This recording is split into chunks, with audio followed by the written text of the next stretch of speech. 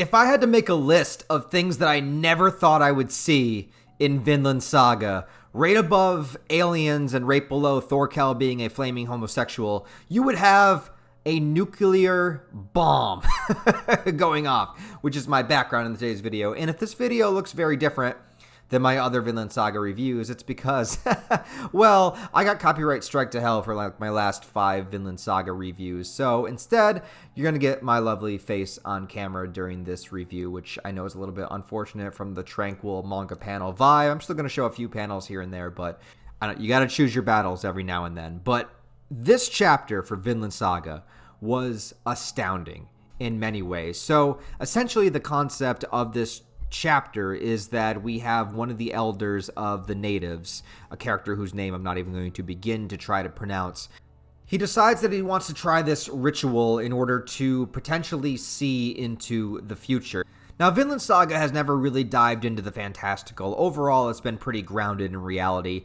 In a fictional reality, obviously, when it comes to some of the fight scenes and physics and historical fiction and all that. But for the most part, we accept that the Vinland Saga world takes place within a world that we understand, that we can conceptualize, that we can talk about, that's like actually proven through history and stuff like that. So when it comes to this sort of vision quest that the natives have here, this is also grounded in real life history and stuff that they would do, or vision quests, or I don't think it's like ayahuasca or anything like that, but similar to those kind of things where they would take, where they would fast themselves for a while. They would take particular medicines and herbs and stuff like that in order to give themselves sort of a spiritual vision, to look inwards, to potentially like reveal something about themselves. This takes it to the point where he's revealing something about the future, is what will ultimately be the outcome of these Norse people coming over onto this land and cultivating the land, because so far there's been peace, but he wants to kind of see what the future ramifications of this could be in the future. So he's asking the spirit guides, he's asking the ancestors, and basically tapping into the energy of the world in order to be able to see into the future. So it's a concept that we kind of have to go along with to accept and understand. I'm not really going to argue like the validity of it or whatnot, because there could be actually like a lot of truth to this as well. But it could also be seen as fantastical. But whatever the case, the point of this was for him to sort of see what the outcome would be. And this chapter is really, really devastating. Like, people have been pointing to the last few Vinland Saga chapters, the last 10 or so chapters, being very positive, optimistic, not action-centric, focusing on characters, focusing on cultivating the land, focusing on the mixing of cultures and stuff like that. Very positive things that are happening. And it seems as though Thorfinn's vision for what he wants is slowly but surely coming to fruition. But this chapter shows us the brutal, dark reality of what we know of actual history. Stuff our characters can't possibly know, and stuff that doesn't even really involve Thorfinn or anything, or any of his people, of what he's doing. However, it is the ultimate reality of what will happen to the Northern Americas, and it's horrifying to think about that. We are taking these natives who are living within the context of the land, and they're using animals as they can, they're using the land as they can, they're not doing this cultivation thing, and they're not doing they don't believe in like owning particular properties or anything like that. Like, everything works within unison, everything goes within the natural flow of the world and the universe and everything. And when it comes to the foreigners coming over, in this case, eventually it's going to lead to absolute territorialism, slavery, war, everything Thorfinn is fighting really hard against, everything Thorfinn wants to not bring over to this new land.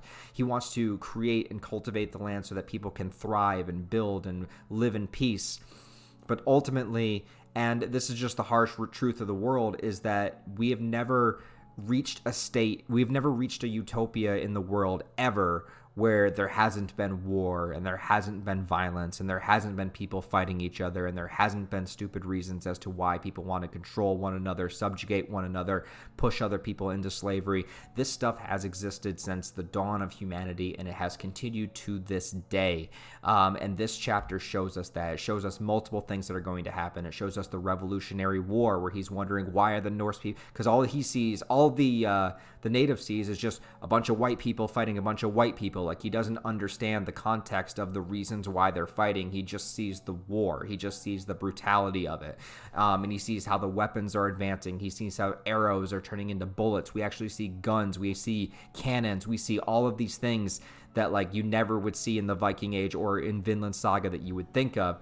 Ultimately, you know, moving forward, he starts to see how the natives are trading pelts and quantities of their things in order to get guns, in order to get weapons, weapons, you know, meant for violence and death and chaos and like all of these things, you know, not tools that you can use. Like sort of the same thing. I relate like guns and swords together a lot when it deals with historical fiction because, you know, they're tools made for combat, not tools that could be made for, you know, farming, cultivation, and like, you know, building and things like that. Like swords are meant for killing, guns are meant for killing, you know, ultimately. So I'm not anti-gun, by the way. I'm not anti-sword either, but that's another story. But that's the reality of it, you know?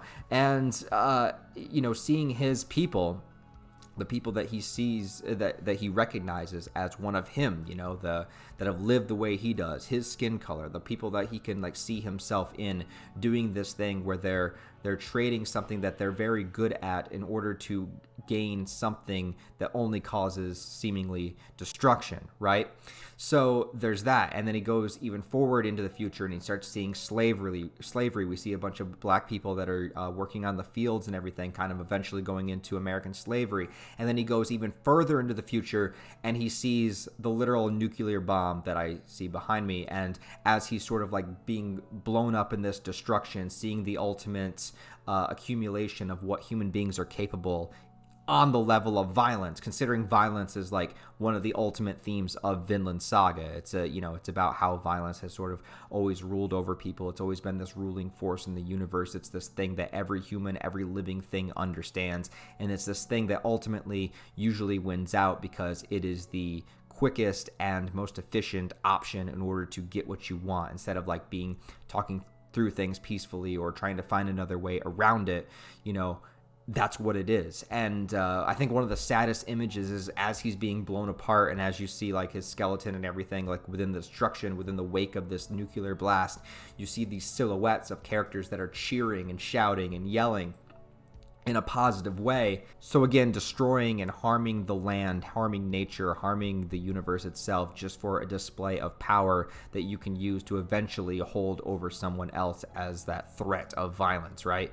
And him, you know, the native that's seeing this vision is thinking how horrible this is and how destructive this is and how scary this is. Meanwhile, we see the silhouettes of people that are cheering and shouting because now they have this ultimate power, right? So what he's seeing is the reality of how violence evolves over time, which I think it just really speaks to the soul of the story of Vinland Saga, because everything so far has been this eventual evolution of Thorfinn trying to create a world that can move on past the idea of war and slavery.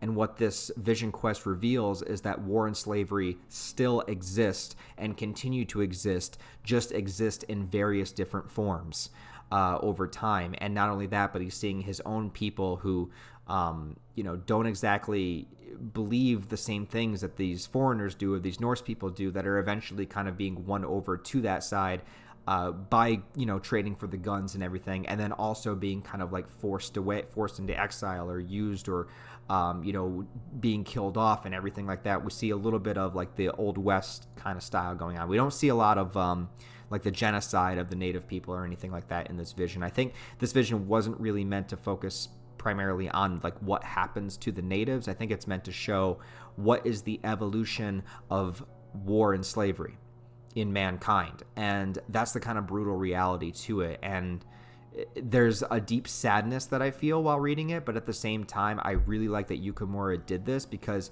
he's not blinded by the point where he's like, I want Thorfinn's plan to come true, right? I want to see him thrive, and I want to see all of his hopes and dreams and the creation of this world be a thing.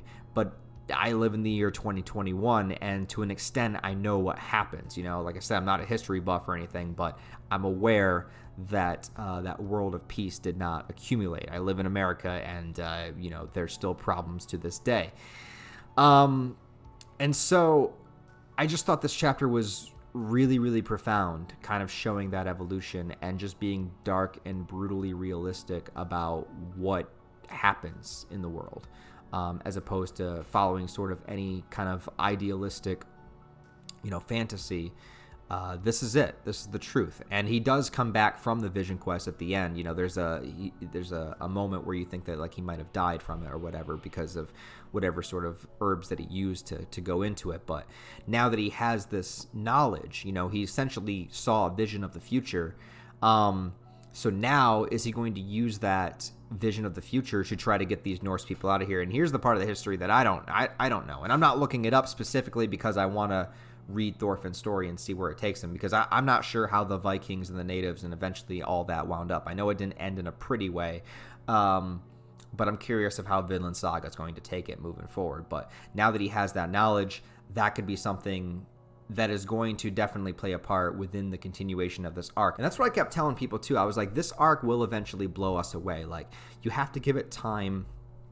Just like growing food and cultivating food, you have to give it time to cultivate. You have to give the characters time to settle in. You have to let some time skips happen. You have to let the Norse people and the natives get to know each other a little bit, overcome the language barrier. It would be stupid for Yukimura to just do a complete time skip until when a confrontation happens. No, we need to see the peaceful beginnings to understand how the conflict happens, and also like the detriment of it and the fact that it didn't need to be this way.